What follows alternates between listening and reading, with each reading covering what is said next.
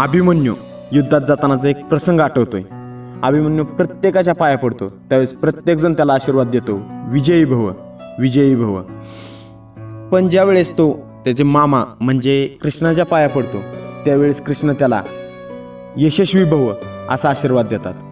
त्यावेळेस द्रौपदी थोडीशी नाराज होते आणि सर्वजण तिथून निघून गेल्यानंतर द्रौपदी कृष्णाला विचारते की तू देखील विजयी भवचा आशीर्वाद का दिला नाहीस. त्यावेळेस कृष्ण म्हणतो की युद्धात विजय हार जीत होत राहते, पण यश हे अमर आहे आणि माझा भाचा म्हणजेच अभिमन्यू या यशाच्या जोरावरती महाभारताच्या युद्धात हा प्रमुख योद्ध्यांमध्ये त्याची नोंद होईल.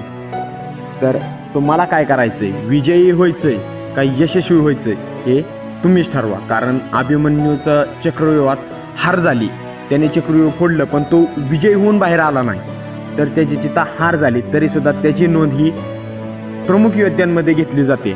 तसंच तुम्हाला यशस्वी व्हायचं आहे का विजयी व्हायचं आहे ते तुमचं तुम्हीच ठरवा.